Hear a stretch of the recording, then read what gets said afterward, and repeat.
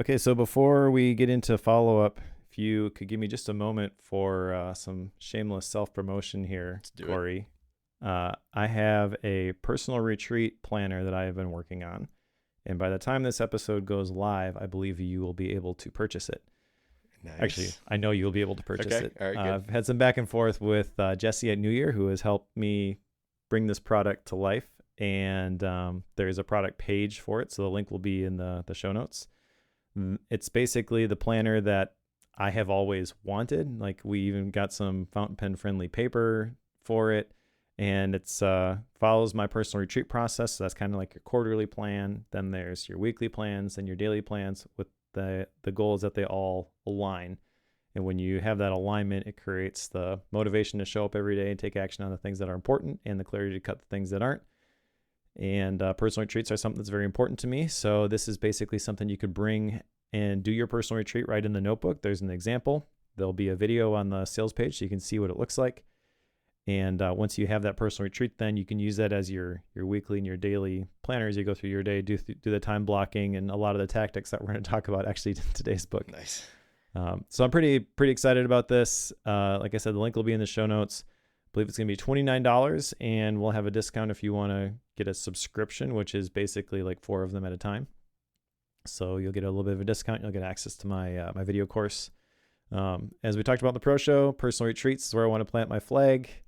So I guess check out Bookworm, patreon.com/bookwormfm Yep. if you want to join the pro show and find out about my takeaways from CX and why I think I need to write a book on that. Yeah. This fits in very well, doesn't it? That you're aligning the stars right now, Mike. The stars are coming together to Yeah, align well, around. actually, I hadn't intended to go that deep on the, what's the word that you're gonna own. That was just one of my big takeaways from CX. That's great. But yeah, the planner though, I've got the prototype, and I've shown it to a couple people. Actually, I brought it with me to CEX and showed it to a couple people. And like, hey, do you use a planner? Oh yeah, I use like Michael Hyatt's Full Focus Yeah. or whatever. I'm like, well, here, what do you think of this? Like, oh, dude, this is awesome. Yeah, that's great. That's great. Yeah. So yeah, it'll finally be available, and just in time for you to get it for your Q4 personal retreat. Very cool. Very cool. I'm excited to see that come out. Me too. All right, so follow up with the action items. I had one, which was to consider, what am I optimizing for? I did this a bunch of times, and I still don't have an answer, I Okay. don't think. Okay.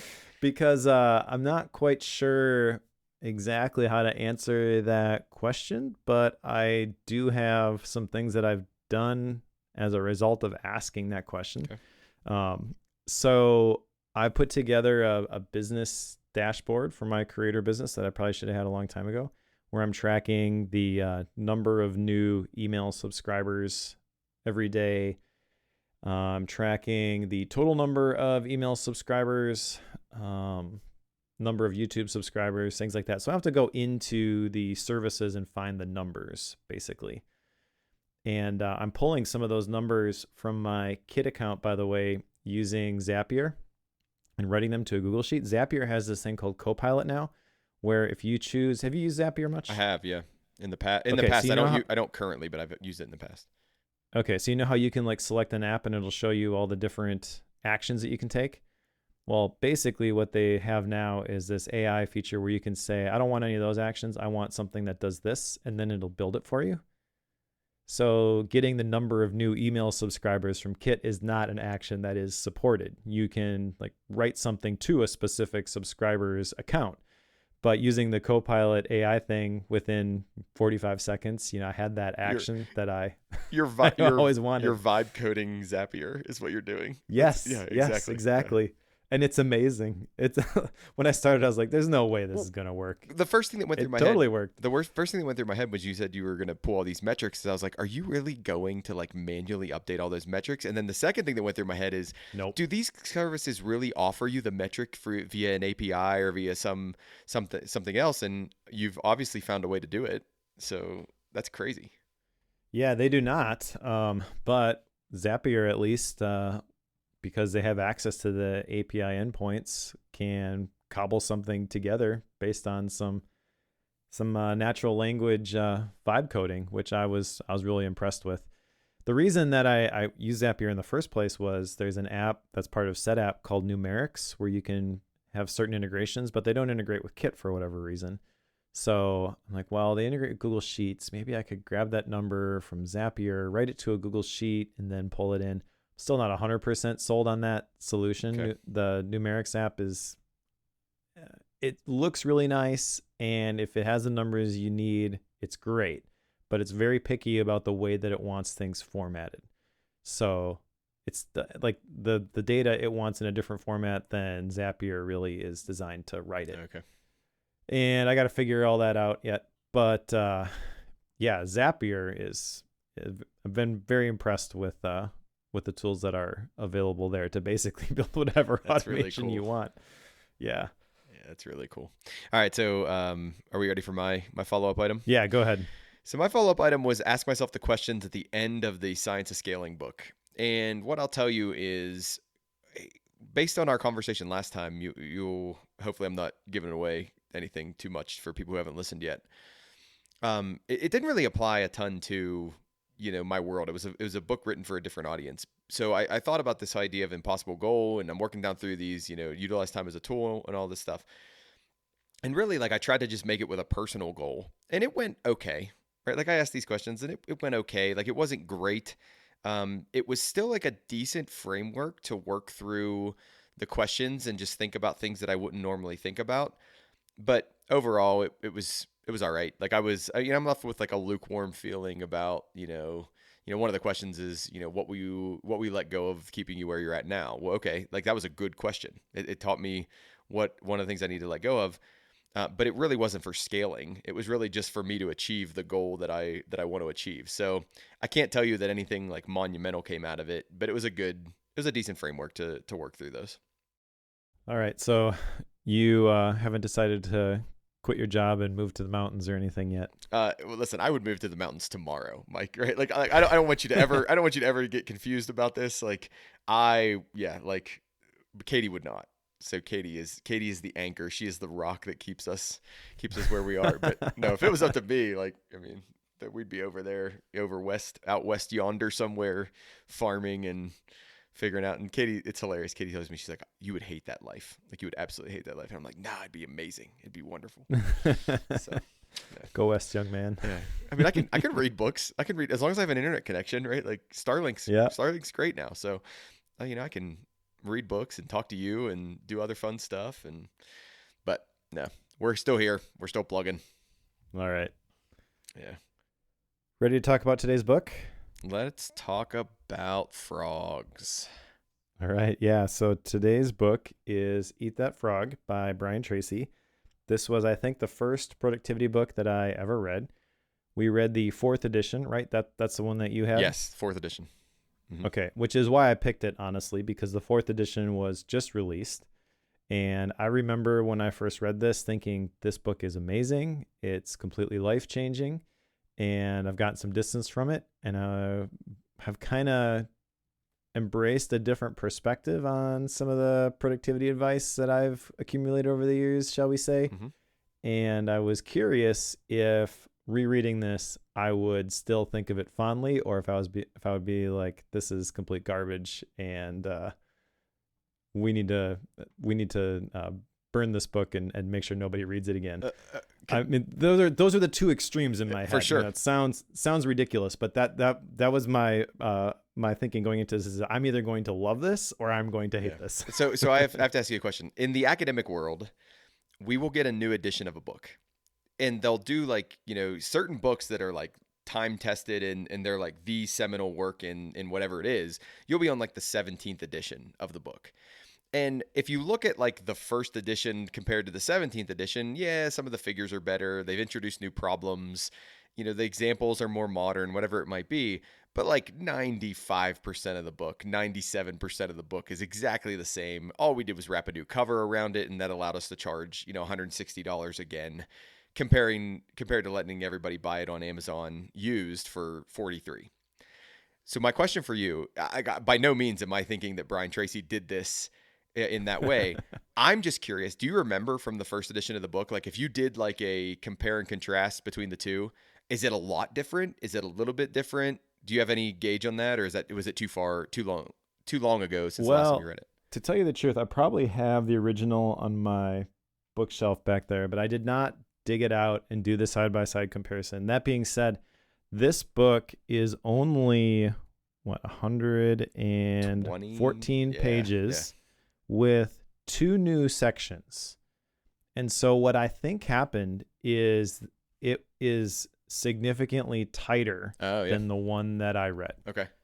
So, as an example, the title, Eat That Frog, comes from the Mark Twain quote, where if you have to eat a live frog, it's best to do it first thing in the morning because nothing worse will happen to you that day. I think so. Yeah.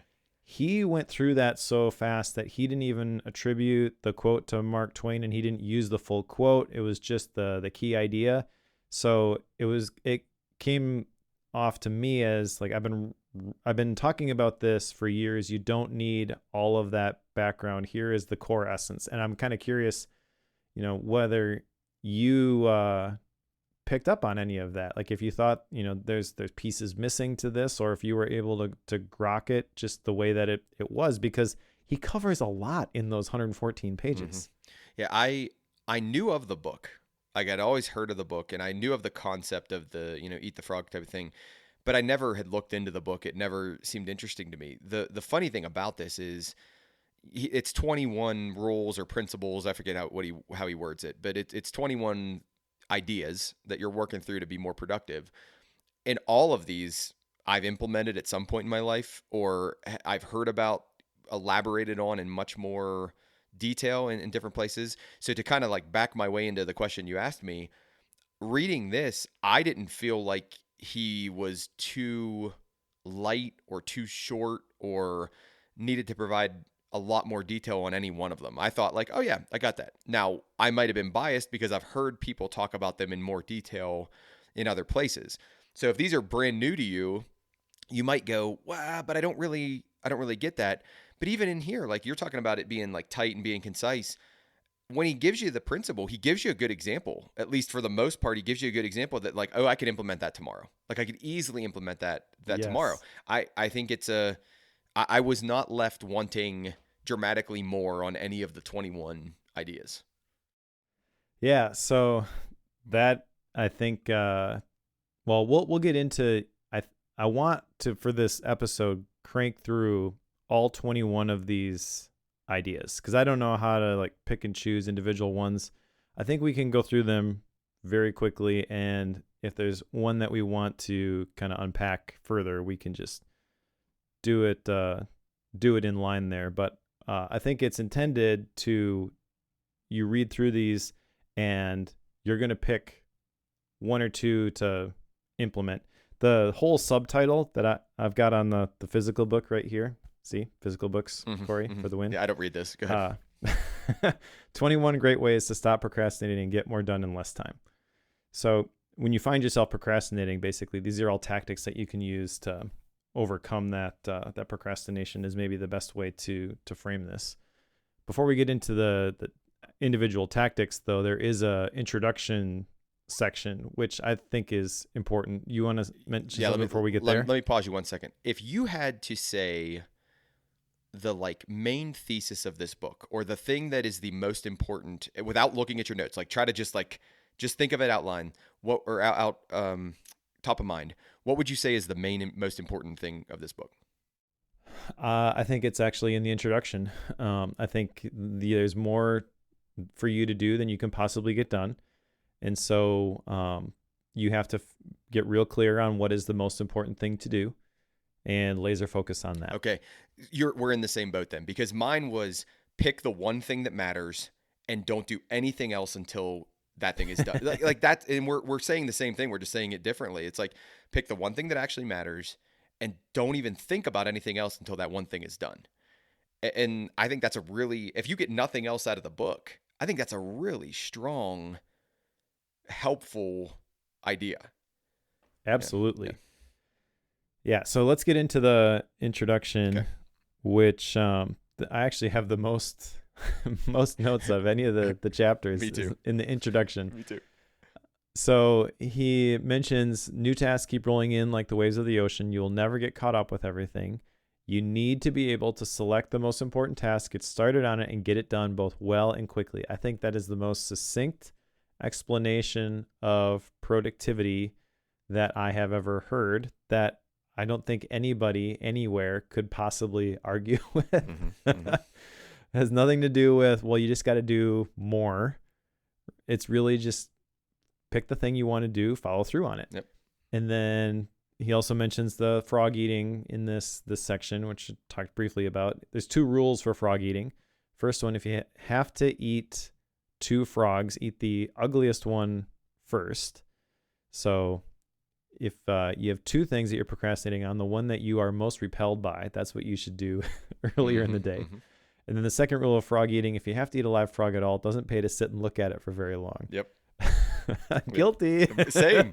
Absolutely the same. I can tell you there are 10 tasks in my head right now that I think are ugly frogs that I put off doing every day. Like I try to not have to do those every day, but they're the important ones. They're the ones that are going to mean something and move the needle. And I just try to put those off every day. Yep. Like this, I completely agree. this whole introduction was just a gigantic gut punch.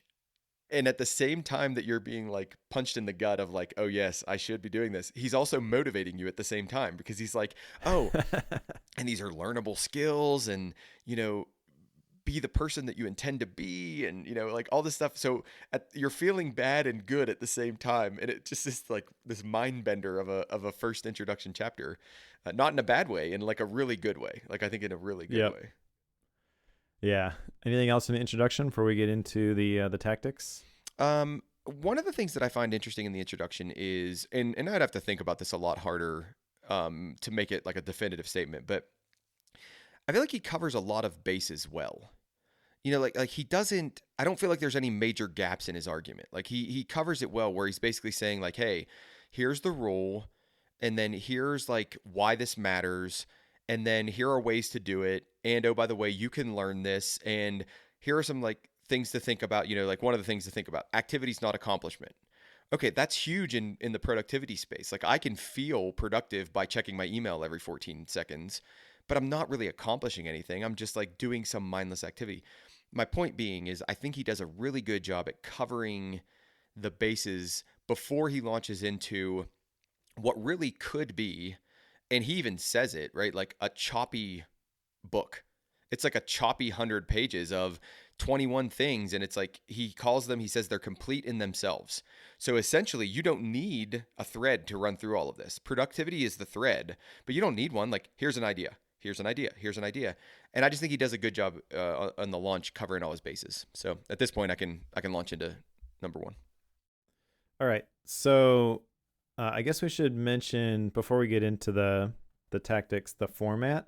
So each one of these, after the introduction, has the tactic. So set the table, for example, and then a quote, the content, and then at the end there is a little box, eat that frog, where he has a couple of specific action steps that you can take. And so that means that this book is not even 114 pages. It's probably closer to 100. We'll put this now, even though it should wait till the end. If you add the section at the end where he essentially like gives you the highlights of the entire book, now we even have less, Mike. Like, because we're telling everybody again in a much more concise way. Yeah, it's just wild. Yeah. It's the tightest productivity book you will ever read. Yeah. All right. So the first tactic, I guess we'll call them chapters, but basically they're tactics, and chapters typically imply like a whole bunch of text, and that's not what these are. So just know that. The first chapter, though, is set the table. And this is really about getting clear on what is the most important thing for you to do. He's got a quote here on page 7, which I think is absolutely brilliant and important. Clarity is perhaps the most important concept in personal productivity. So if you're not clear on what the most important thing is that you're supposed to be doing, you will not be at least as productive as you would most likely like to be. So he states it, and then you think about all the different productivity things you listen to, And whether they state it explicitly or not, like you guys on Focused talk about clarity all the time. You personally, with your PKM stuff and all that, you talk about clarity all the time. Personal retreats, clarity. The workshop that I lead, we have a whole section on clarity. Like almost everything I've ever been to about personal success or productivity or anything talks about clarity on some level. It's such a huge concept, and it's the part that if you don't get it right, everything else doesn't matter. Like you can have the best systems in the world. What's the quote about, it's the Covey quote. If I put my ladder on the wrong wall, it doesn't matter how fast I climb the ladder. you know? He does mention that Does one he? at some Okay, I point couldn't in this remember if book. he did. Yeah. Yeah. Yeah, that's a good quote. You know what else he talks about in this first chapter? What's that? Goals. Oh. He says goals are the fuel in the furnace of achievement. Oh, Mike, I'm so sorry for you.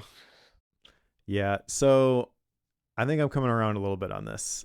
I still think that SMART goals, specifically for all the reasons shared previously, are not the thing you really want to focus on every single day if you want to consistently show up and take action on something. But in terms of gaining clarity at the beginning, it is hard to do that without the 7 steps for setting and achieving goals that he mentions here.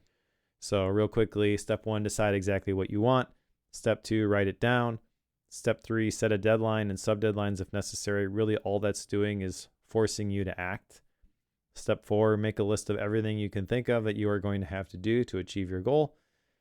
Again, thinking on paper is another topic he talks about in this chapter. Just writing all that stuff down, that provides an immense amount of relief a lot of times. And clarity. Yes, Yeah. exactly. Because then you organize that list into a plan. That's step 5.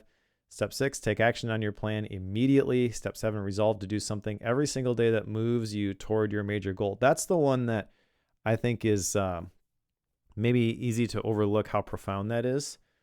I remember seeing somebody during Nick Milo's Linking Your Thinking workshop who ran 7 different companies out of Obsidian. And what he did was he had a note for each business that he ran, and it rolled up all the tasks that he had throughout his entire vault into the task for that particular company. And every single day he looked at those 7 different notes for the 7 different companies, and he completed the top one. And that's really, I mean, if it's eat that frog, but at an exponential scale. Wow. If you want to make progress, though, like that's what you do. Yeah. You don't have to absolutely crush it this one day, and then you don't have to think about it for another week. You consistently do something, and then before long, that compounds, and you've achieved your goal. Yeah, where have we read about that principle before? About the 1%, right? Like get 1% better every day, and the next thing you know, you're dramatically better than you were before. Instead of trying to make 100% gains in a week. Yep. Yeah, that 1% rule, I think that actually comes from Atomic Habits with James Clear. Okay. But the compound effect is really what you're describing there, and that lots of people have written about. Well, so. and I think this is where your emphasis, and I don't mean to put that on you in like a negative way, but like your emphasis on habits, right? Because I agree. Like I think habits are the building block of continual progress. It just fits into his number 6 or number 7. Resolve to do something every single day that moves you towards your goal. Develop the habit, not necessarily of doing a specific thing every day, but doing something in that category every day. Oh, I'm going to do something in that category that achieves the goal. I'm going to do something in that category that achieves the goal. So it's almost like I'm seeing like layers to this, where goals are one layer, habits are the more daily layer. If you think about it from from like a personal retreat type standpoint, there's my daily activities. Those are my habits. Then there are my weekly or sprint activities. Those are my goals. And then there are different levels of goals, but I'm trying to think about that out loud. Well, you're actually getting into the next point here. So let's go to number 2, plan every day in advance, because he talks here about making your list the night before and the different types of lists that you should have. He mentions a master list, a monthly list, a weekly list, and a daily list. So I would redefine those a little bit. The master list, and then instead of monthly, I would say quarterly. weekly, and daily. That's really what the personal retreat is built off of, is the quarterly, weekly, and the daily. But I think the important thing is the alignment there between those different things. Also, I have an action item from this section, which was kind of a throwaway comment that he made, because this is really just about planning your day in advance. It's right in the title. But he mentions never complete something without adding it to your list, because humans are motivated by being able to check things off. I'm so guilty of this. And I want to, even if I'm going to add it and then 5 seconds later, I'm just going to check it off. I want to start doing that. I do it all the time, Mike. Like, I write the thing down that I just did, and then I go check, and like I feel good about the strike through that goes through it, and like, the warm and fuzzy. I have a question for you though, because you might know this. I've not come across an application that helps you plan activities or actions in this way. I'm thinking about like OmniFocus. OmniFocus doesn't really do that. It's much more GTD focused. Like, it is, Your Life HQ is probably the closest one that gets to this, where you've got these bigger tasks and then you move them into weeks and then you move them into day. Is there a task app that organizes this way? I don't know. I think the tasks wouldn't necessarily be on the monthly list. Maybe they would be on the weekly list, but the kind of the objectives are the things that you want to keep in mind. So those would be, in my opinion, for the quarterly goals or the personal retreat, your quarterly list, the things that are on there are the big things that you're trying to make progress on. So for me, it's getting those email subscribers up to 20,000. I think that's what we talked about last time as the impossible goal for me. And where would you put that? Would you put that on the annual, the quarterly, or like where would you put that? So that would be quarterly. Okay, quarterly. And then weekly would be something like publishing my big YouTube videos. Okay. Right. And then daily would be publishing the shorts or whatever thing I could do in a day, which is going to move me in that direction. But the weekly stuff tends to be bigger. When I'm looking at my weekly list, it's things like write the newsletter, and there are a whole bunch of individual tasks that go into that. I've got to record the audio version. I've got to upload it to Ghost. I've got to upload it to Kit. I've got to get the screenshots. All of those things can be done individually. So that's where you may break those out into daily tasks, but they're aligned with the larger tasks, which are aligned with the bigger outcomes, if that makes sense. Yeah. I think there's an app or a tool for that doesn't exist right now, or at least it doesn't exist in a way that allows you to package it cleanly from opening up the app. Like, you have to work hard to figure out contexts and views and different things to do that. Well, the problem with doing that in an app is you have to clearly define what each one of the items is. And I think if you were to do that, it's possible you spend more time fiddling with your tasks and your subtasks than you really need. So for me, I've kind of pushed back against that, where I just got to know, like, this is the thing that I'm supposed to be thinking about. This is the thing that I should be working on. And then I've got enough definition as to what actually needs to be done there that I don't feel any sort of resistance from a lack of clarity when I sit down to work on it. But I also don't want it all scripted out. For 15 minutes, you're going to do this. For 13 minutes, you're going to do this. Like, that's where you can get to you can kind of overschedule this. But this is, he mentions in this chapter, this tactic, that 10 to 12 minutes planning your day will save you 2 hours, 100 to 120 minutes in wasted time. And I think that's the key, is figuring out the intention for how you want to go about your day, even if you don't have all of the details exactly figured out. Yeah. All right, let's hit 3. All right. You want to kick off 3? Yeah, 3 is apply the 80-20 rule to everything. So for those of you who are less familiar with the 80-20 rule, it's also called the Pareto principle. And essentially it says that 20% of your activities will account for 80% of your results. The way we use this in the engineering world is often like 20% of causes cause 80% of failures. That's the way we'll think about it from an engineering standpoint. And he applies this here in this chapter, and he gives examples of it here in this chapter, but he applies it throughout the rest of the book as well. So he basically his main argument here is that we will procrastinate on the top 10 or 20% of the items that will give us 80-ish% of our success, or 80% of the accomplishment that we're looking for. And the interesting thing, he doesn't talk about why as much. So like there's no like psychological analysis of that. I mean, maybe the best you could get was because they're harder or whatever it is, but he just kind of says like we don't concentrate on those. So that's the gist of this chapter, is get rid of those low value activities, and really just whether you delegate them or whether you delete them or whether you just ignore them, but really focus on that 10 to 20% that cause 80% of the return.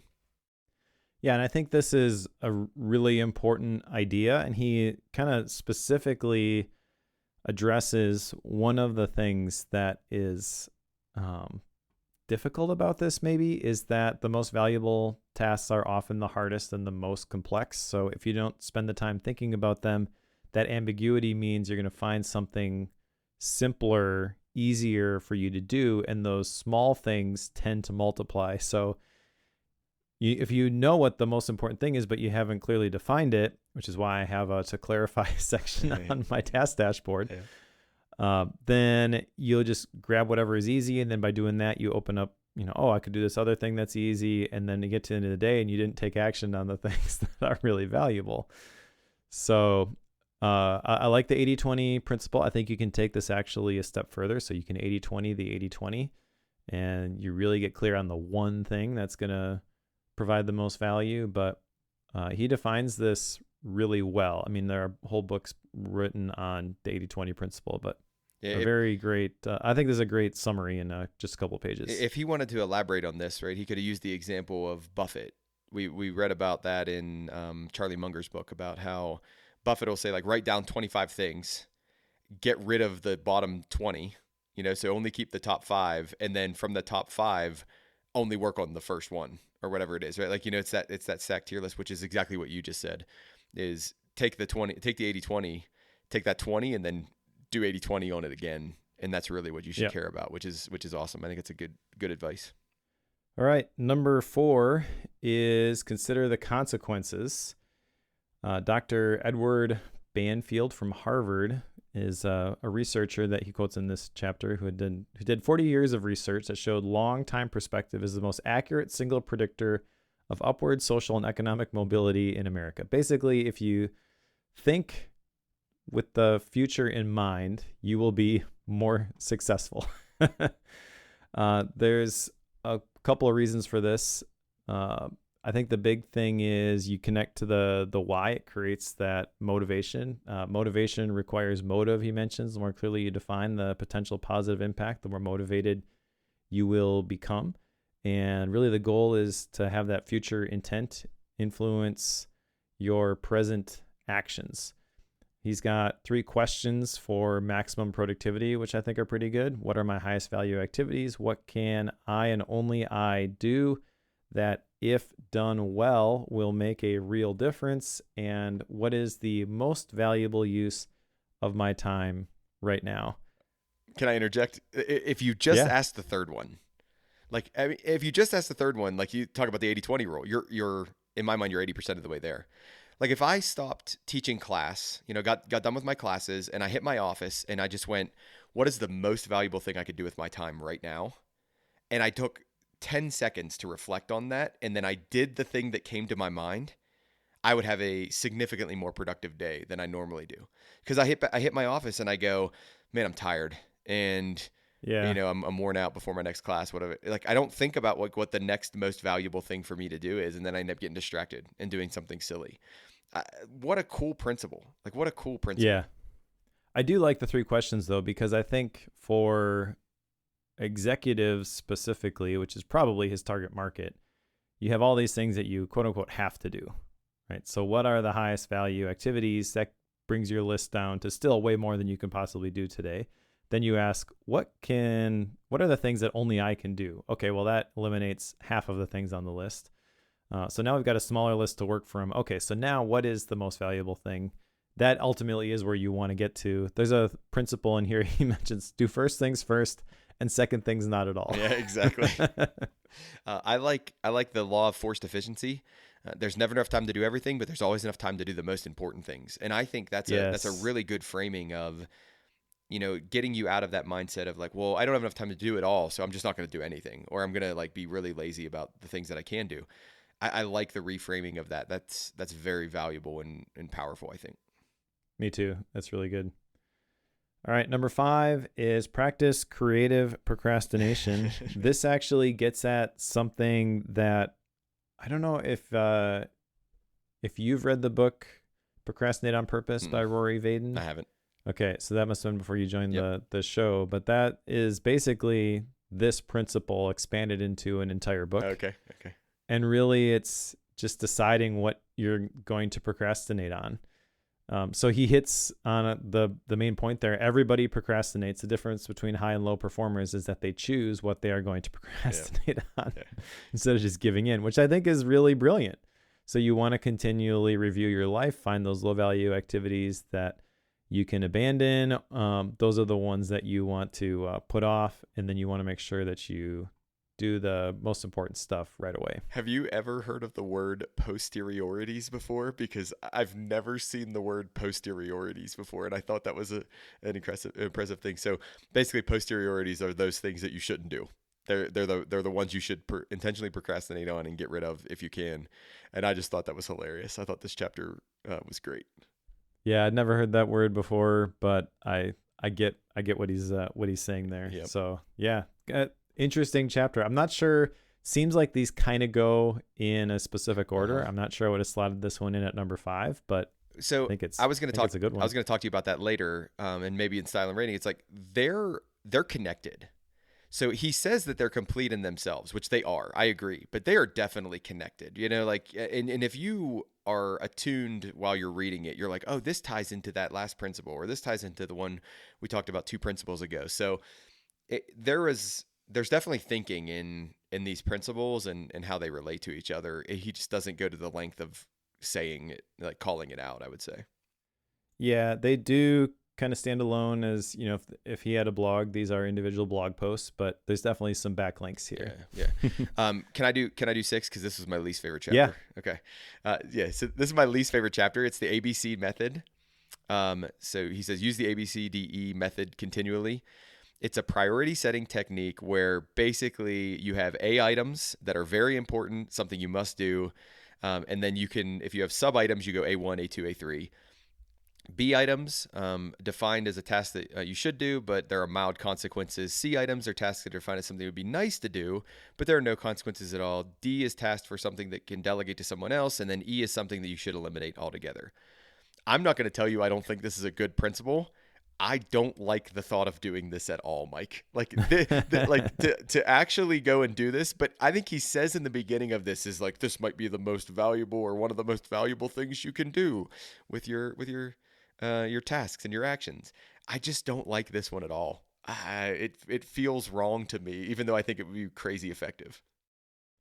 Well, that's the thing. I do think it would be crazy effective. And the ABCDE, I think at some point you want to drop the D's and the E's. Yeah. But if you're thinking, I think the intention is someone who just they have to pick up the slack for their team or their company because they're the leader and no one else is doing the thing, so I got to do the thing. And so their task just keeps growing. Mm-hmm. And you have your list of 100 things, because I've definitely been in that place and worked with people who are in that place more recently. And so I've heard the excuse that I gave at one point, well, it's all got to get done. There's no way you're going to get it all done. Yeah. So you have to, for that person, if you tell them you're not going to get this all done, they're going to like bristle and all of a sudden they're combative and, well, what do you mean? So you have to give them something that they can use to approach that list. I think this is almost like a covert strategy to get them to accept the fact that you can't do all this. Okay. Yeah. I still don't like it. I still don't think I'm going to do it, but at the same time, I get it. I think you're right. But the thing he's after, I think, is to figure out what is the most important task. Well, they're all most important tasks. They're all a priority, No, they can't all be a priority. So let's just do this exercise. Yeah, exactly. And I do think there is a potential that you have a list and you get done and you're like, well, there's still a whole bunch of A's on that list. And at that point, you still got to have a hard conversation and wrestle with the fact that you can't get all those done. But I think most normal people, you go through this exercise. Oh, well, this or these 2 things, at least, these are the ones that I should be focusing on as opposed to the 20 things. So I wouldn't have thought about this until you just made that statement right there. And maybe my problem with this is everything's at A and a B. If it makes the list, everything's at A and a B. And Yeah. that is fundamentally wrong. Like that statement right there is not true. But my brain says if it goes on the list, it's an A or a B. And I don't want to come to the reality of it's not all A's and B's. Yeah, that's fair. All right. Number 7, focus on key result areas. Key result areas are, for example, management, planning, for management would be planning, organizing, staffing, delegating, supervising, measuring, reporting. He has some examples of key result areas for sales, prospecting, building rapport and trust, identifying needs, presenting persuasively, answering objections, closing the sale, getting resales, and referrals. I think the way I would try to redefine this are like, what are the stages in the pipeline for you? So pipeline doesn't just mean sales pipeline, although that's probably where most people's minds will go. And that is a good example. How many people are at this stage, this stage, this stage? And the thing is, how do you get people to move from one stage to the next? When I was doing some operational consulting, when I just gone independent, I worked with people in identifying, what are the major stages in the customer life cycle.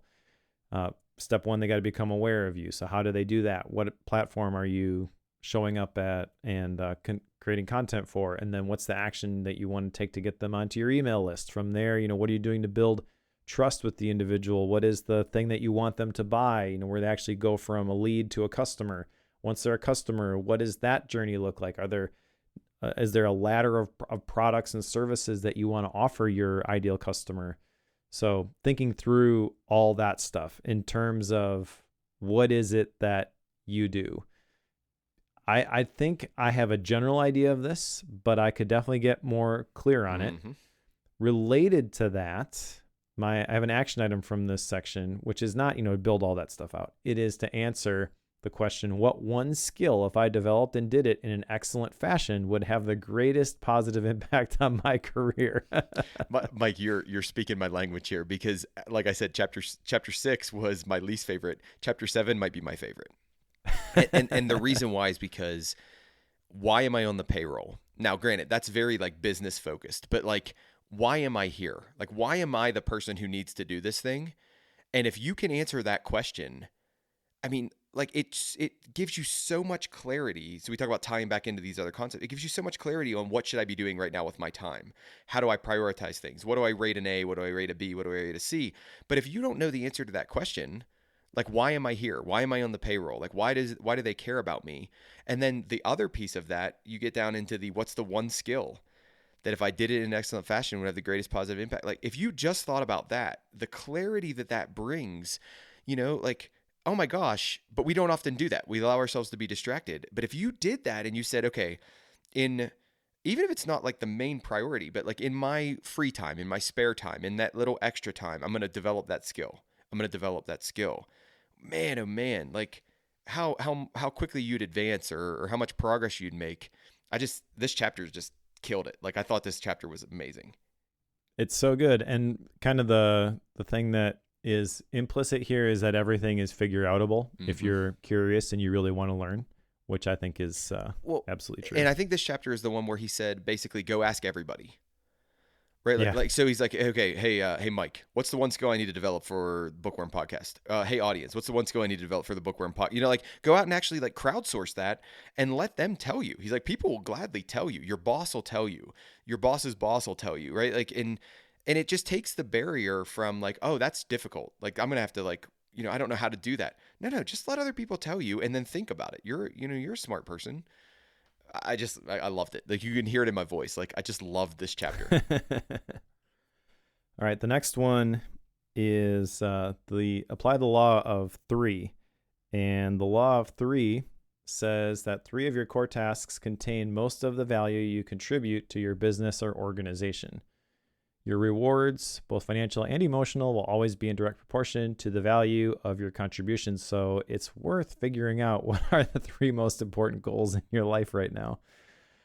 There's a lot of ways I think that you could apply this. So one of the obvious ones is if there are 3 things that contain most of the value, pick 3 things to work on every day, and everything else is a distraction.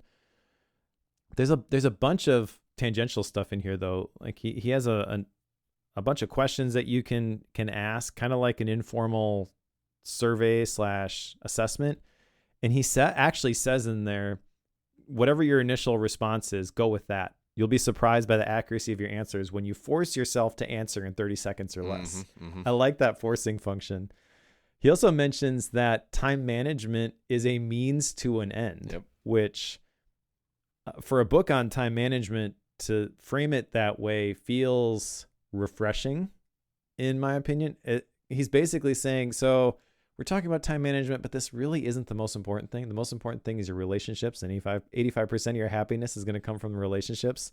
So just like do what you got to do at work and then do what you want to do at home. Mike, I live this guy's rule right here. Right? His rule is it's the quality of time at work that counts and the quantity of time at home that matters.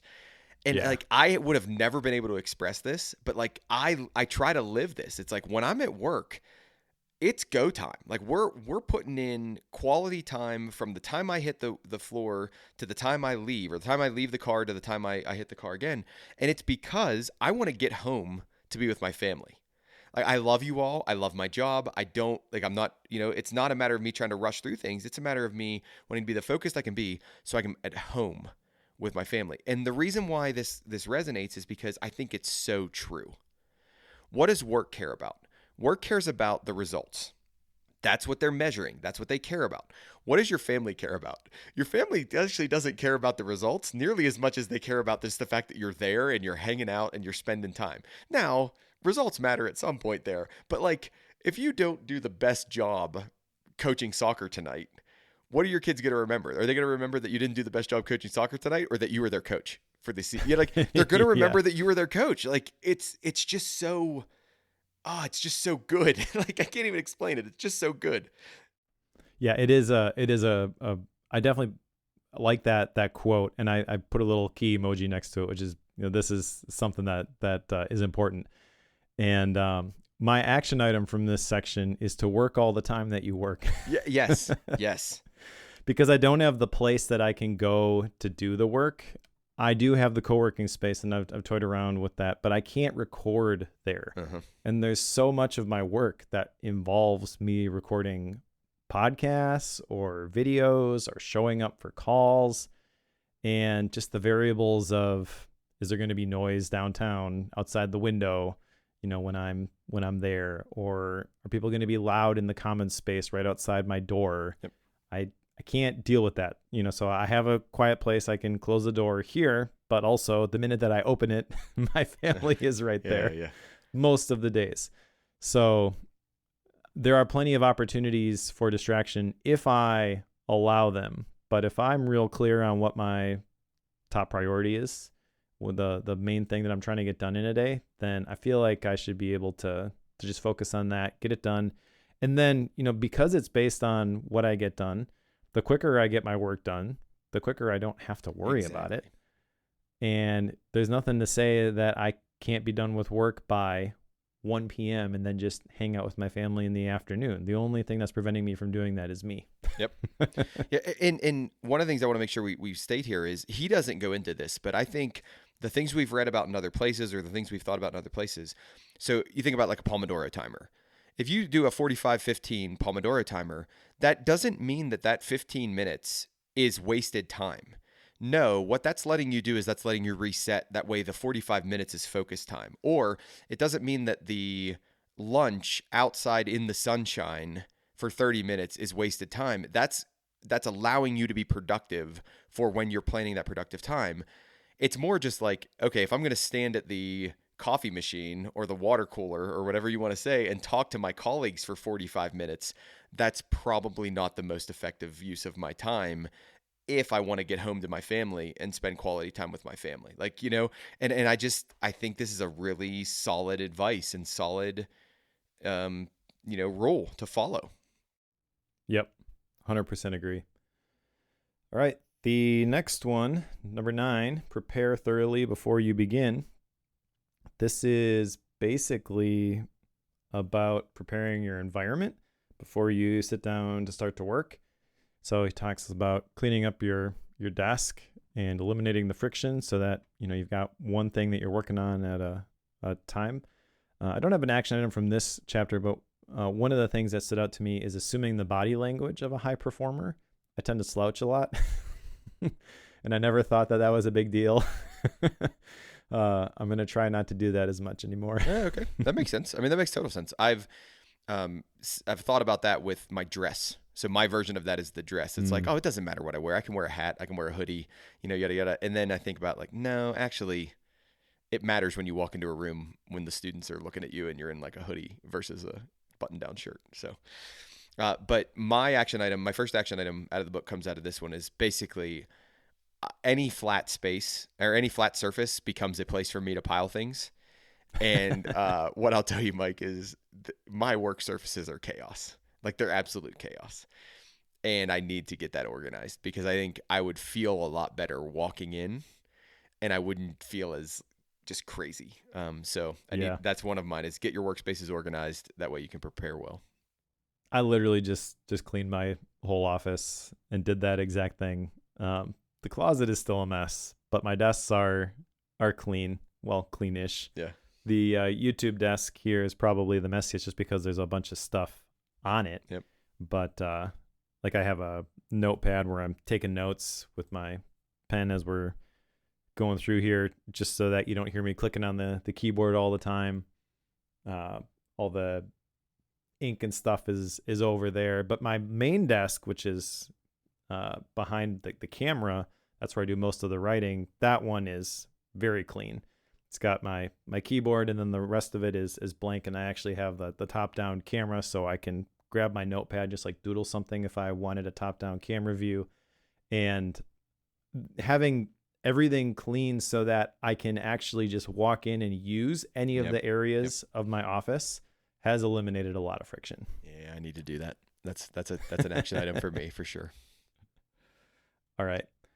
Let's see. The next one is number 10, if I recall correctly. Yeah, you want me to take it?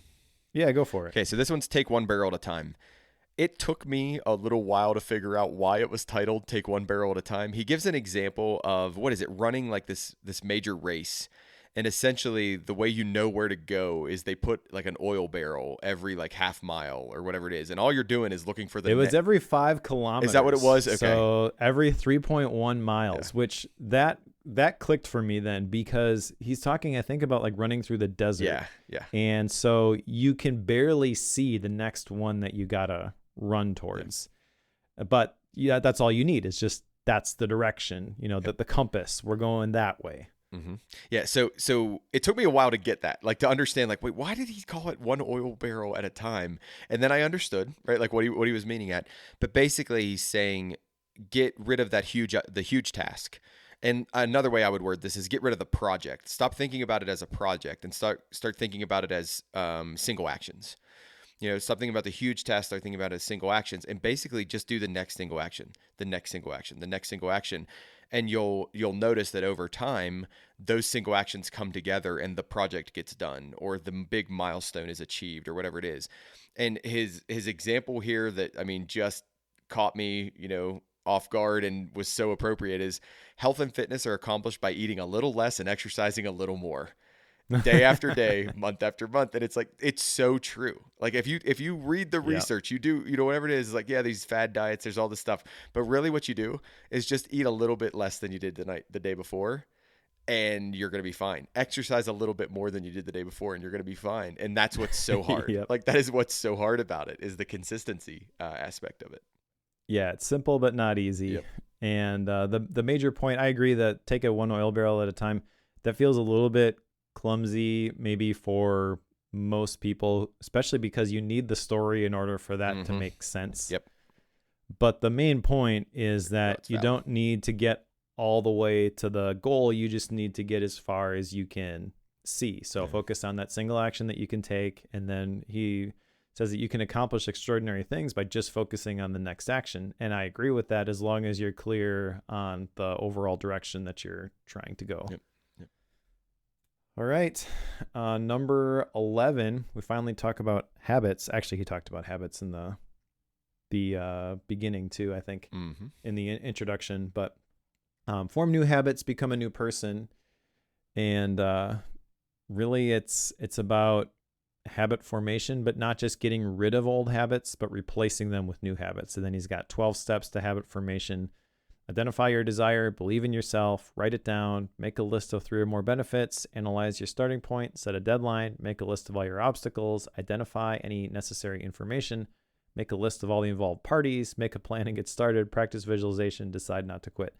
That feels overly complicated, but I get why he does that. And I think that for the intended audience, maybe all those additional steps, there's a good chance one of those addresses a specific pushback or concern that they may have.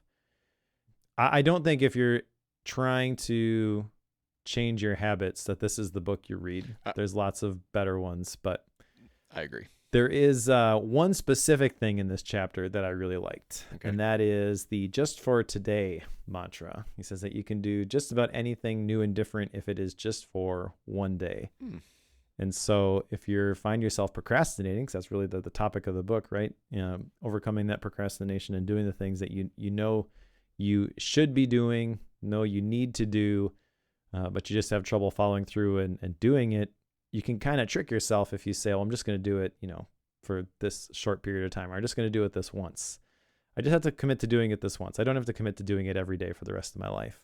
And then pretty soon, you've got enough momentum that you are doing it every day for the rest of your life. Yeah. No, I agree with you. I think running the 12 for everything would be demotivating to me.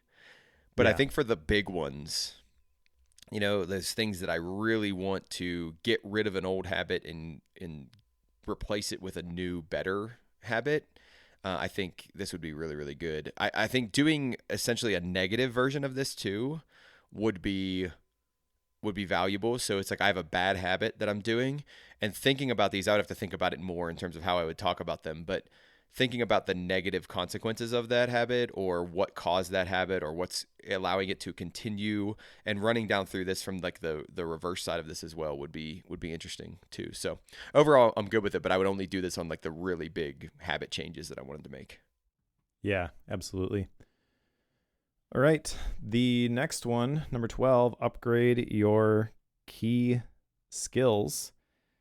I think the title is maybe a little bit misleading, but the key idea here is that a major reason for procrastination is a feeling of inadequacy. So you should constantly be striving to get better at something. The better you are at something, the more energy and enthusiasm you have, the easier it is to overcome procrastination. Continuous learning is the minimum requirement for success in any field. Everything is learnable. And then he gives 3 steps to mastery, which I actually, so I recall reading these before, but they hit me a little bit different, I guess, when I read them this time. Read in your field for at least 1 hour every day. I don't have an action item associated with that, but I do want to start reading more about personal knowledge management in particular. So it's not necessarily books, but it's spending time on social media, probably LinkedIn and YouTube, watching other people's videos and seeing the other stuff that people are making, what they're talking about, and joining in the conversation, not just going into my focus cave and making stuff. Yeah. The second one, take every course and seminar available on the key skills that can help you. I've been doing this. I was going to say, I feel like you're pretty good on this one. Yeah. Yeah. Anytime it's like, oh, I don't know how to do that. Well, I'll figure out something, some program. I probably do too much of this, to be honest. But I think this is this part encouraged me that I'm approaching this at least the right way. And then listen to audio programs in your car was the last thing that he mentioned. I do have a bunch of audio programs. I guess the audio programs, that's maybe a little bit different now for me because it's not like courses or teaching tapes. It's really just like audiobooks. Podcasts to a certain degree, although I think a lot of podcasts are merely entertainment. Mm-hmm. Like that's fine if you don't have to just be productive and accomplish things all the time. But there's a spectrum, and with all the information that you consume, whether it is purely entertaining or it is actually useful. And there's definitely things that are more useful than others, and they're still fun for me. So I don't know. I want to think through my my audio diet, I guess, a little bit more. But that's the key, is to continuously be developing these skills. And I do think that this is 100% true. If you develop the skills, then eventually you will be compensated appropriately by the value that you bring to the marketplace. So if you become more valuable, you can make more money. You can live life on your terms. Yeah, I don't have much to add on this chapter other than the fact that, he ties this to the key results areas, which I think is important, right? If you've identified your key results areas, you've identified your areas where you add the most value, and those are the skills you're developing, I think it's a vicious cycle in a positive way, right? Like not in a bad way, but it's like a virtuous cycle, I guess. It's a virtuous cycle that'll increase, where you're at and the value that you're able to add in the future. Yep. All right. Next one, 13, identify your key constraints. I like this one a lot. The basic idea is that there's always a bottleneck between where you are today and any goal you want to accomplish is one major constraint. So it's worth thinking about what is holding you back, but then he directly addresses the follow-up, which is that once you eliminate that constraint, there is another one that will appear. And I think that's where people don't necessarily describe that part of it all that often. And so if you keep running into roadblocks, you can quickly feel discouraged. So it's important to know, I think, that behind every constraint or choke point, you're going to find another one. I have an action item from this one of identifying the limiting factor in my business. I think I could answer this maybe right now on the surface level, being like the number of email subscribers, but I think there's maybe multiple limiting factors. And I want to think a little bit further too, where, once I get to 20,000 email subscribers, what's the next limiting factor from there? And hopefully I'll have some things to share next time we record. Nice. Yeah, I like that he has a section here in personal accountability that basically is, what is it in me that is holding me back? Accept responsibility. He says you need to have courage, but at the same time, there's probably something internal that's holding you back from this, or that's acting as a constraint. And then I really love the quote that he gives in this chapter: for every problem under the sun, there is a solution. There is a solution, or there is none. If there is one, go find it. If there is none, never mind it. And I just think it's really, really clever. It's like, oh yeah, like there probably is a solution, and what's holding you back from going to, to stop that, to fix that, whatever it might be. Is it laziness? Is it a lack of understanding? Is it, not being willing to hire somebody to take care of that? So I think though you need the clarity of understanding what the constraints are, and this is where like kind of these ideas tie together. Okay, you figured out what the constraint is. Now go address it. Go do what you need to do to address it. And if it's really that important, focus your energy on fixing that thing right now. Don't let it fester. Don't let it sit there. Fix it right now. So I like this chapter a lot too, thinking about constraints to upward mobility. Yeah, it's an important one. All right, the next chapter is 14. Put the pressure on yourself. And really it's about self-direction, I guess. Mm-hmm. mentions a statistic that only about 2% of people can actually work without supervision. I wonder if that is still accurate, but I would wager that it is. Yep. Talks about how you increase your self-esteem whenever you go beyond the point where the average person would normally quit. And I've been thinking about this a lot lately. I mean, I mentioned, was it the Pro Show? I was talking about the YouTube stuff and creating shorts every day. Maybe that was, yeah.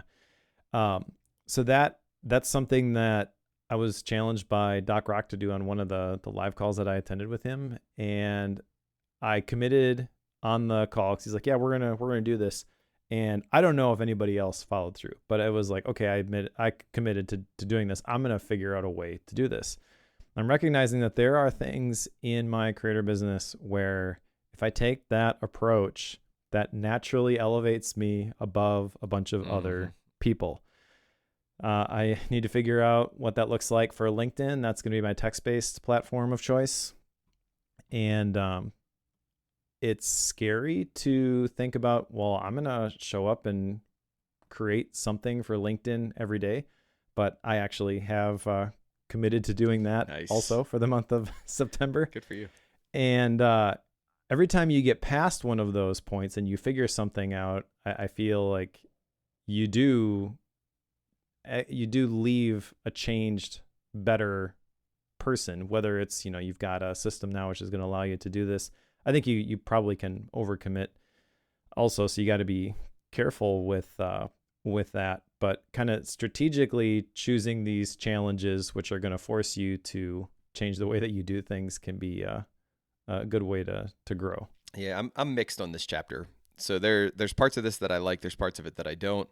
Examples with that would be, he has a Thomas Edison quote in here that basically if you apply your physical and mental energy to one problem incessantly without growing weary, then you'll be successful.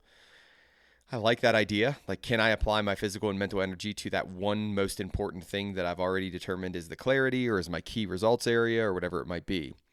He then makes a statement, though, towards the end of the chapter. He says, you want to have the reputation that if people want something done quickly and well, it should be given to you. I don't want that. Like, there are times when I really, really don't want that situation. Is if it's in my wheelhouse, sure. Right? If it's in my key area or if it's in the area that I'm passionate about, yes. Like, if you want it done quickly and well, come to me. But where this becomes a problem is people will abuse this. Like, they will use this in a way that is not healthy to you, and then you don't have a ton of control over that. Now, will you make friends this way? Sure. Like, if your boss comes to you with 2 days notice and is like, we need this 70-page report done in 2 days, and you can turn that around, you'll probably make a friend with your boss, but you also might enable your boss to then only give you 2 days the next time that needs to happen. And that's a problem. So I'm mixed on this chapter. I do agree that putting the pressure on yourself matters, but I think that putting the pressure on yourself for me looks more of like setting ambitious goals or tying back to the science of scaling, setting those impossible goals with those impossible deadlines and saying, do this, Cory, like step up and get this done. That's where putting the pressure on yourself means more to me. I think there's a difference between putting the pressure on yourself and meeting the expectations that someone else puts on you. Yeah. So, yeah, I think when he's talking about putting the pressure on yourself, it's in direct alignment with the things that are going to create the ideal future that you've identified for yourself, and you're not just doing what somebody has asked you to do. Yeah, I think that's an important distinction. I agree. All right. The next one, number 15, motivate yourself into action. This is an interesting chapter, which is basically about optimism. To perform at your best, he says you must become your own personal cheerleader. Most of your emotions are determined by how you talk to yourself. He then gets into refusing to complain about your problems. And even if someone asks and says, how are you feeling today? Even if you feel like garbage, you're going to say, I feel great. And I struggle with this one. Okay. On the one hand, I think what he's saying is absolutely correct. There is power in your words, and you don't want to just let your future be determined by a temporary constraint. Mm-hmm. right? Especially if it's linked to something so fickle as how you feel. Yep. Like you can't necessarily trust your feelings. I also don't know what to do with that though, in terms of like, you don't want to just ignore that stuff. Like, how do you actually deal with it positively? Mm-hmm. I don't know exactly what what that means, but I do have an action item out of this chapter to become an optimist. Okay. All right. That's good. That's I good. don't know exactly what that means. He mentions optimists have 4 special behaviors though. So maybe Mhm. this is, my action plan here. They look for the good in every situation. They always seek the valuable lesson in every setback or difficulty. They always look for the solution to the problem. They think and talk continuously about their goals. So it's really not just, if I were to summarize this, you're not really focused on where you are or what you're going through. You're focused on where you're going. I think the action item I would give to you on this one, you didn't ask for it, but here you go. It would be like, ask yourself the question, what would the optimist think in this situation? That's good. Right. So something happens to you and you go, what would the optimist think in this situation? Oh, well, at least I learned a ton. Right. What would the optimist think in this situation? Oh, well, I made a good friend. Like in that terrible situation, I at least made a good friend. Right. Like, something along those lines. So what would the optimist think in this? Yeah, I'm gonna add that to my action item. I like that. Yeah, I mean, I don't have a ton out of this one. Basically, I agree that emotions are drive a lot of this, and we need to be able to have self control within our emotions, and that'll help us. And the positive mental orientation is better than a negative one. I think anybody who's ever had a depressive state can tell you that's that's valid at face value. So nothing major in this one. All right, the next one is make technology work for you. Technology can be your best friend or your worst enemy, and really you should treat your technology like a servant, not a master. I think that's the gist of this one. He does talk about detaching from it on a regular basis, which I think is important. But there's nothing groundbreaking here for me because I've already have my device modes and things optimized for what I want to be doing when I pick up the devices and things like that. So I would agree. We can fly through this one. Basically, it's don't be distracted by your technology and have it do things for you. I think interesting. If I'm remembering correctly, this is where he mentioned AI. I can't remember if this is the area where he mentioned this AI. is the one where AI would fit. I don't have any notes on that though, so I can't remember. I don't either. He mentioned AI once though. That's how I was like, oh yeah, this is the updated version, because he wouldn't have said AI in older versions of this book. But just I agree with this. Like like have technology. If your technology isn't working for you, you're probably working for it, and that's a good way for you to think about life. Yep. All right, so the next one is focus your attention, and this is really about just focus on the thing that matters. He talks about multitasking, how it's a myth. It's really task shifting. It was nice to hear him talk about that. And then responding to the notifications gives your brain that hit of dopamine, but it really doesn't make you more productive. He tells you to check your email only twice per day, which I think is great advice. And then he has a list here of how to double your productivity. And this sounds a little bit sensational, but I think it's probably accurate. Plan each day. Sorry, go ahead. No, go ahead. Tell him the plan, and then I'll make my statement. Okay, so plan each day in advance, work nonstop for 90 minutes, give yourself a 15-minute break, and repeat. I think that's actually a pretty good way to double your productivity. What I love is he might be one of the first people that is actually given an appropriate amount of time for the working session. Most people are like, 20 minutes on, 25 minutes on, 5 minutes off, or 50 minutes on, 10 minutes off. And it's like, no, like that's just too short, right? Like it's just too short. We got to go longer than that. So he actually hits it. He says 90 minutes. And I'm like, yeah, 90 minutes is an appropriate amount of time. You get into flow, you're doing it. You get tired at about 80 minutes. So then when 90 rolls around, you've wrapped up whatever you're doing. Like, I'm like, yeah, like, so that was my biggest takeaway is I was like, Brian Tracy, you validated me in terms of the longer working window on those focus time attention thing. I'm kind of tired of being told, not to check my email and, like all the dopamine stuff. I agree with it. I think it's absolutely right. Just kind of old story at this point. Yeah. Well, the shorter shorter durations. That's kind of the idea behind the Pomodoro method. Mm-hmm. But I agree that that's one of the things, especially high achievers struggle with, is you mean I have to stop after 25 minutes or 30 minutes or whatever. And if you're in flow and you actually want to be productive, like you keep going. Exactly. 90 minutes feels accurate. Now, I don't know how actually applicable that is because your day is going to get chopped up with meetings and things like that, but that would be the ideal version for sure. All right, the next one, slice and dice the task. And there's two methods that he talks about here for basically breaking down bigger things, the salami method and then the Swiss cheese method. Love it. I love it. I absolutely love it. Yeah, so the salami method, you're slicing off a very thin slice of the thing. That's what you're going to work on. And then Swiss cheese is where you're poking holes in them with small time increments. I think these are helpful metaphors maybe if you find yourself procrastinating on something big that you need to do. I don't think I will use either of these. You said you love it, so are you planning on doing it? I just love the metaphor. Right? I absolutely love the story, the picture, but no, I'm probably not gonna. The one I would use more is the Swiss cheese one, where okay, it's big. Like I'm just gonna try to like knock off a little bit of a little piece of this. Now I actually think it's much more.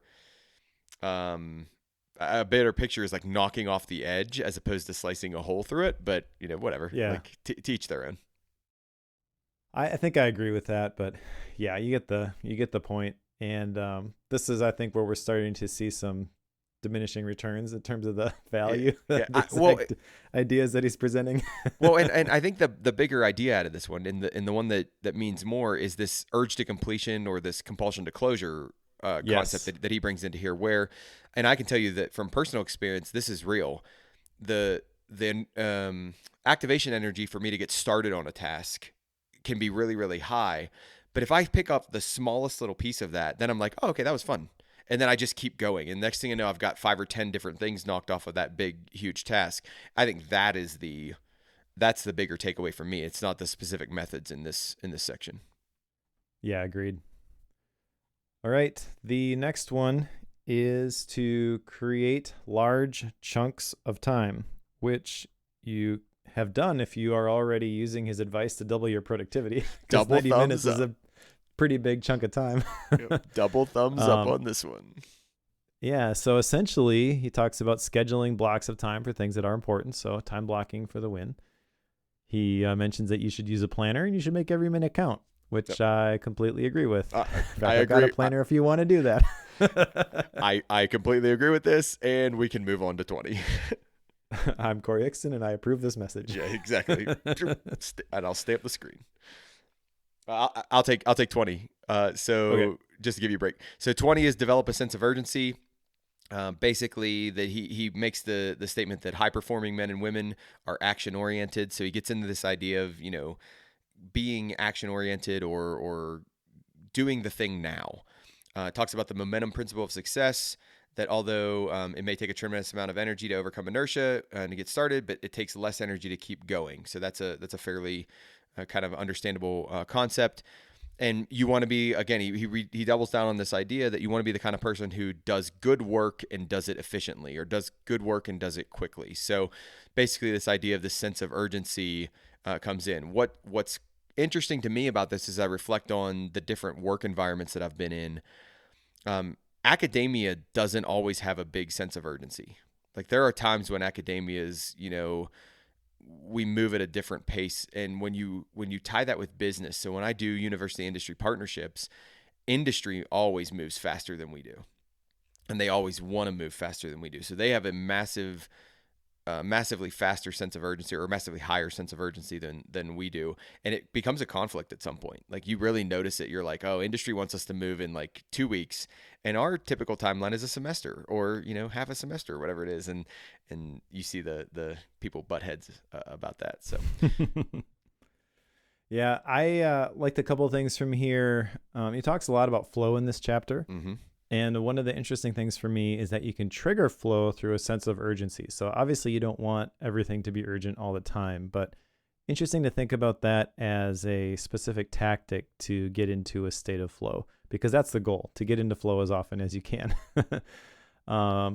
He also mentions that the faster that you move, the more energy you have. And I think that's probably true.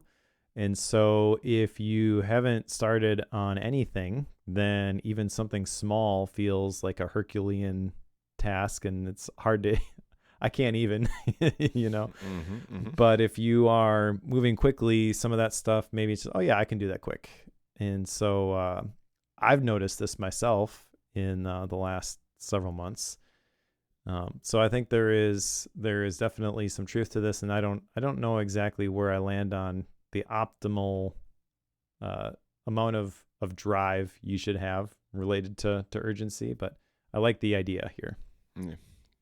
All right, and then the last one, if I am counting right, you are, is single hand every task and really just focus on one thing at a time. Yep. Mentions that by focusing on only one task, you decrease the amount of effort required to complete it by up to 50%. Mm-hmm.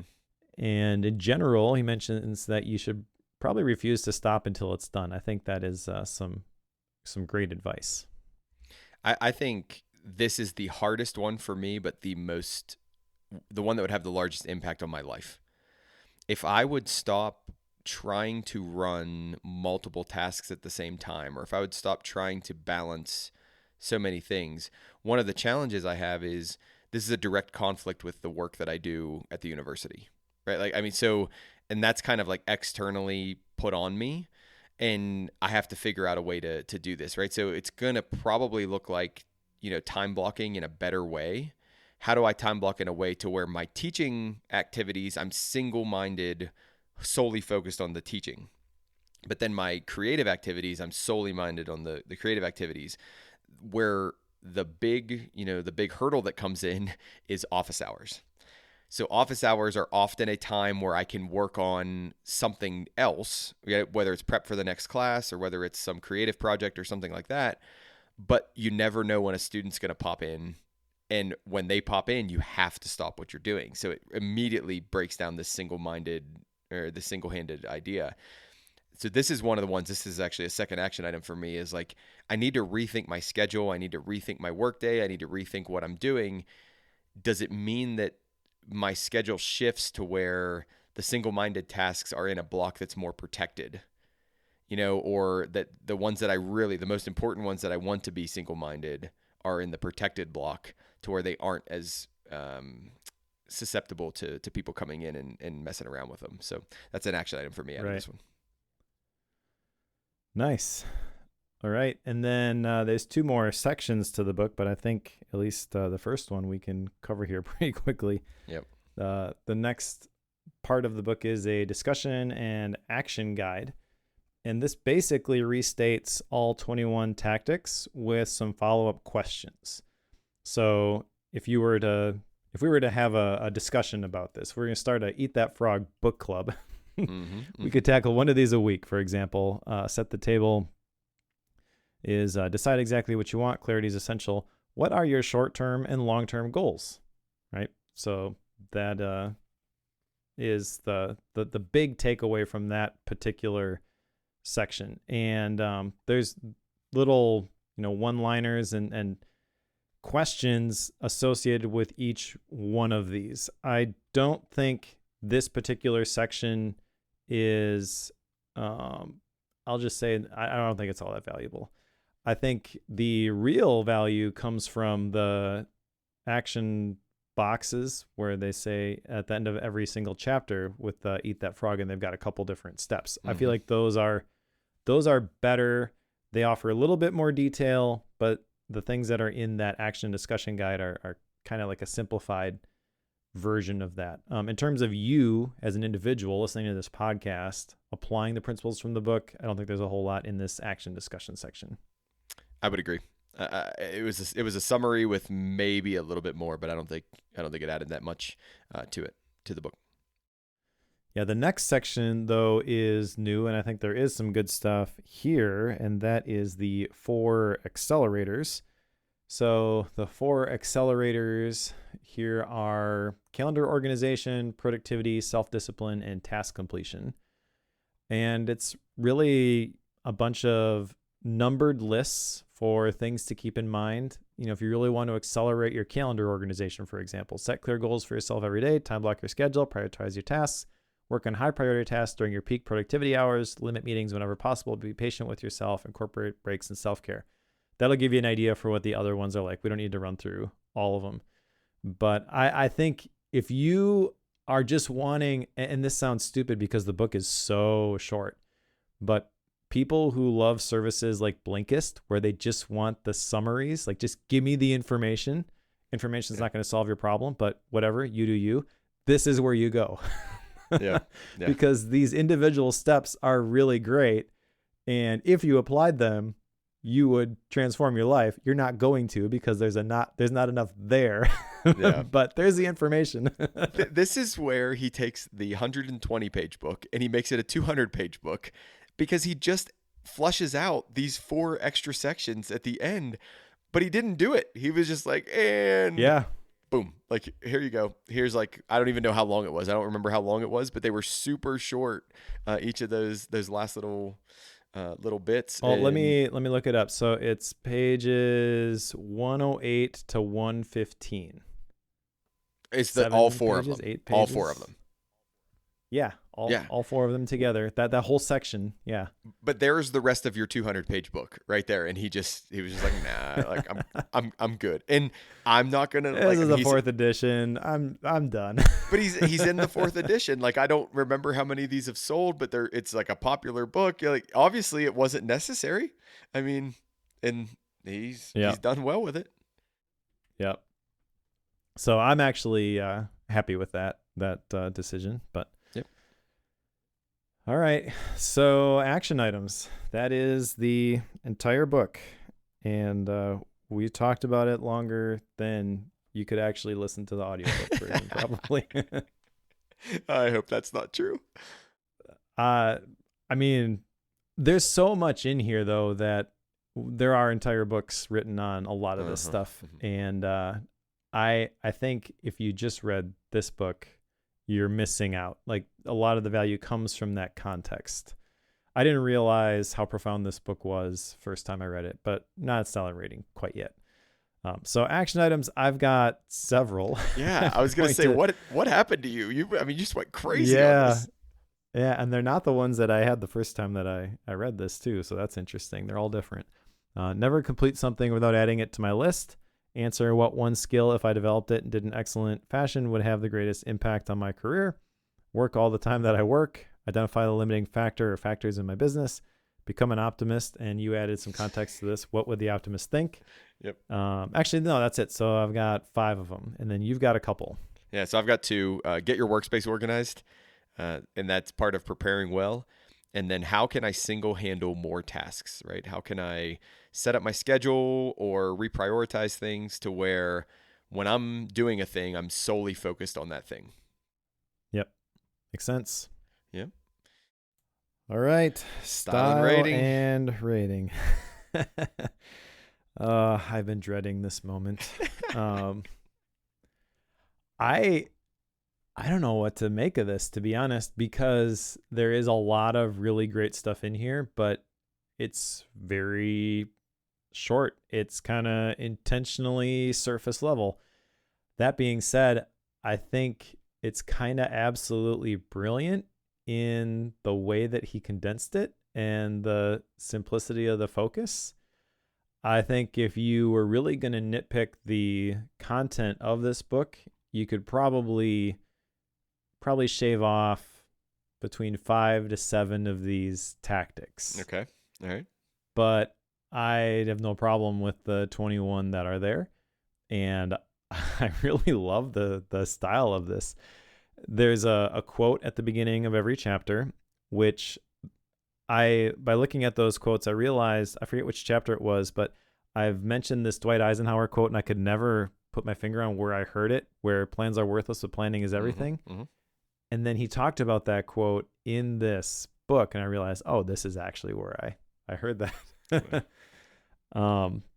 I think that the fourth edition of this is the best version of it. Like I mentioned, he cut out all the mentions of Mark Twain, and like that's a quote that's attributed to Mark Twain, which is really where the title of the book comes from. But he isn't reframing it and claiming credit for it or anything like that. He's just removed all of the filler from this book. Yep. This is so different than your standard productivity book. I mean, you could arguably take these 21 different chapters and create multiple videos on different aspects of each one of these chapters and have a 12-hour video productivity masterclass. You could. Absolutely, you could. But that's not what he did. He wrote a very short book that you can probably finish in one evening if you're not taking any notes on it. Yep. I mean, this is one of the biggest mind maps I think that I have created, and it's one of the shortest books that we have ever read. That's amazing. So I think this is a 5-star book. I think it holds up. I think it hit me a little bit different this time than it did when I initially read it. Okay. But I also think that it is just as valuable having read it this last time as it was when I first picked it up all those years ago. Okay.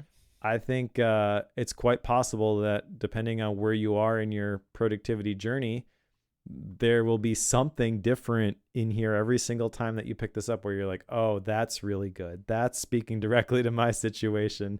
He's reading my mail. So like, I think in terms of who's this for and who do I recommend it for, like literally everybody should pick this one up. Worst case scenario, you spend 2 hours reading a book and you're like, yeah, I didn't really get that much out of it. Yeah. But if that's the case, you're probably not listening to Bookworm anymore. No, I would agree. So yeah, 5 stars. All right. So I don't know why I feel strange about this, but this is easily a 5-star book. Like it's not even close. It's not even a question. It's 114 pages. The whole like last section is kind of like, well, that's a good point. That's a good point. That's a good point. And it was 7 pages, right? Long, but they're good points. He somehow threaded like the perfect needle of, I'm going to give you just enough in most of the right areas. I would say like for me, 18 out of the 21 really hit, right? Like the other 3 were just like, oh, okay, whatever. But like 18 out of 21, that's good. Like that, I mean, that's a good hit rate. So if everybody gets, 15 plus of these that are valuable to them, that's great. I mean, that's a great thing because the other ones, even if they're not that valuable, they're not that long. So you just like, you blaze through and you go to the next one. But then he repackages it at the end of each chapter in a way that's even more concise and usable. Then he repackages it at the end in a way that's even more concise, although I would argue a little less usable, but even more concise at the end. Mike, like it's very, very difficult for me to say this isn't the first productivity book I recommend to somebody that's new to productivity. Like, yeah. I'm not going to tell them it's the best. I'm going to tell them like, this is the one, like if you want to make immediate gains and you want to become more productive tomorrow, go read this book tonight because you'll be able to read it tonight. Like, and even if you can't read all of it tonight, you'll be able to apply the things you read tomorrow. Guaranteed. Yes. Like guaranteed. And then what you'll do is you'll use this book as a jumping off point to say, oh, I want to think more about motivation, and boom, you'll go and you'll do the other motivation book. Or I want to think more about habits, and boom, you'll go run the other habits books. Like, I just think this is the, I just found the word, Mike. This is the productivity primer. It is the book that says like, hey, you want to learn about productivity? Eat that frog. That's your book. Like that's your book to start off. And when you have that so clearly in your brain, it has to be a 5-star book. Like it can't not be a 5-star book, even though it's 114 pages. And you and I could read this in our sleep because we've read enough books at this point, and we've read enough long, complicated books. And this is by no means a long and complicated book. It's a very straightforward, very actionable, very, every person book. Like that's the best way I can describe it. It's for everybody. So 5 stars. Yeah. So I need to, before we close out this section, Yeah. I have to share, this is the 4th edition, right? So this is like the ideal update. I need to share the other end of this spectrum. Okay. And I hesitate because I don't really like shaming books, but I will say that when I first read, because you mentioned this during the show, GTD, getting things done, right? Do you remember when the updated version of GTD came out? No, not at all. I don't remember any of it. Okay, so I was working for Agent Efficiency at the time, and we heard it was coming. Oh, this is going to be amazing because he's updating it to talk about new tools and things, because the previous version was all about Evernote, right? And there's other stuff out there now, and it's going to be updated, because that was his whole thing, was I'm going to update this to reflect the current state of the technology. You know what he did? He just removed all discussion of the tools, right? So what ended up happening was instead of getting tighter and more direct, like Eat That Frog did, it got more general and more loosey-goosey, and like, well, you could apply it lots of different ways. Like, that's not what you need from these types of books. And I would call that out specifically because I think that's probably the other one that people think of when they think of productivity books, is like Getting Things Done and Eat That Frog. Those are probably 2 on the high on the list of, if you're just going to search for productivity books, what are the best ones? I'm just going to read them. This is so anti Getting Things Done. Like, not at all like that book. Yeah. And if you had to pick one, this is the one. You know, there are some good things in Getting Things Done. Yep. I mean, it's successful for a reason. David Allen is successful for a reason. But this is not that. This is apples and oranges comparison. And I will say that it's this good, and it's got a terrible name. Like, I understand Eat That Frog. Like, I get the story. Like, all of that makes sense. Any other name, like, I mean, any other productivity associated name would have made more sense. Although it's catchy and it's clever, and people go, "Hey, you should read that book called Eat That Frog," and everybody's like, "What? Eat That Frog?" Yep. That's true. So yeah, but your point's well made. Like, I get. I think he tightened it up, or I mean, I don't know the original one, but from the sounds of it, he tightened it up, and he did a good job on it. So, yep, absolutely. All right, so let's put Eat That Frog on the shelf. What's next, Cory? Alrighty, so the next book we're looking at is called Published: The Proven Path from Blank Page to 10,000 Copies Sold. You know, Mike and I are both interested in creating content. Mike and I are both interested in this idea of publishing. He's published before. I've attempted to publish before and done it unsuccessfully. So we're going to read a book that's about moving from the thought of writing a book to actually trying to write a book. It's the second edition, I believe, is the version, the latest version. Mike, can you correct me if I'm wrong on that? I think it's the second edition. It's from 2021. So if you're looking for it, it's by Chandler Bolt. And I'm just looking at getting some advice on what it's like to go from an idea the whole way through to, trying to sell some copies of something. And I'm not going to commit to this yet, but Mike, I'm going to soft commit to talking more about this. I would love to set a deadline, right? Set one of these impossible goals like we read for before, of actually having a book written, come the end of the year, something like that. Yeah. I think it'd be fun for us to do that and see what it's like. I mean, we read enough books. We may as well be in the author community. You already are, right? So I'm not taking that away from you, but yeah, you are. I don't know. You are. So the next one is. By the way, I need to find. You mentioned a second edition. I actually don't have the second edition, and I can't find the second edition. So looking on Amazon, it's like this reddish color, 2016. If you've got a link to the book that you're reading, that would probably be okay. be good. Okay, so hold on. I need to make sure I'm clear. Wait, no, this is the second edition. You're right, okay. But it is publication date 2016, so it is a little bit older. Okay, still. So the Kindle one was released in 2021. So see, I'm looking at the Kindle version, and I see, released December 2021, but if you look at the actual publication date, it's 2016, right? Yeah. Publication date's 2016. Okay. So we're reading the same book. Yeah.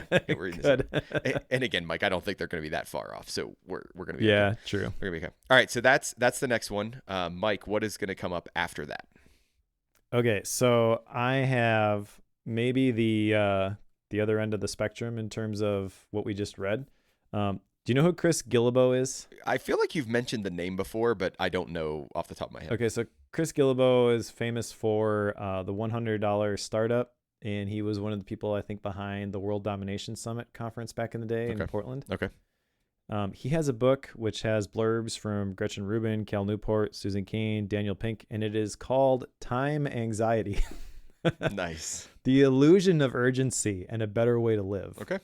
And I just picked it because I am a fan of Chris Guillebeau. I've had this book for a little while, and I think it's an appropriate follow-up to Eat That Frog. It was also spurred by a Cal Newport podcast episode that I was listening to today as I was biking before we recorded, where he was responding to some op-ed somewhere about how you really just gotta hustle when you're in your 20s if you want to be successful later on in life. Like you gotta front load the hustle, basically, like the work that you gotta over index for work. You gotta sacrifice sleep. And Cal was kind of responding to that. All right. And there's an element of truth to that, but he doesn't define what success really is. Yada yada yada. So I don't know, just a topic that's kind of awesome. Interesting to me. I'm looking forward to it. That's exciting. All right. You got any Gap books? Yeah. So I'm doing a kind of like a mini seminary at a local church, and I'm reading a lot of theology books right now. So the Gap book that I'm reading right now is called Delighting in the Trinity, and it's about the Christian faith and, the Trinity and God being the Trinity and those type of things. So not really related to what we talk about on Bookworm, but that is the Gap book of the moment. How about you? All right. I do have one. So I believe we are going to be talking to Donald J. Robertson for the Focus podcast at some point. And he wrote How to Think Like a Roman Emperor. So I'm going to be reading that before we talk to him. Okay. Even though it is about my favorite topic, Stoicism. Yes. Congratulations, Mike. Yeah, all good. All right. Well, thank you for listening. We really appreciate your support. If you are listening to the podcast and want to leave it a rating and review, that would be great. It helps other people find out about the show. If you want to support the show directly, you can do that by becoming a pro member. You can find out more information at patreon.com/bookwormfm. $7 a month gets you a couple of perks. We've got a pro show that has it's an extended podcast with a special section, no ads. There's also a bootleg that gets released right after we record. So typically you get the episodes about 2 weeks early if you download the bootleg. You also got a Bookworm wallpaper. So a couple of things that we can provide just to say thanks for supporting the show. We record these live, and if you are a pro subscriber, you get access to the private YouTube link when we go live, so you can join us recording live and engage in the chat if you want. If you want to join those lovely folks who are actually giving us money to keep the lights on, we really appreciate it. And as mentioned, you can find out more patreon.com/bookwormfm. If you want to recommend a book, we are always taking recommendations and looking over that list. There will be a link in the show notes to recommend a book for the show. Otherwise, let's pick up Published, The Proven Path from Blank Page to 10,000 Copies by Chandler Bolt, and let's read that one for next time. See you all soon.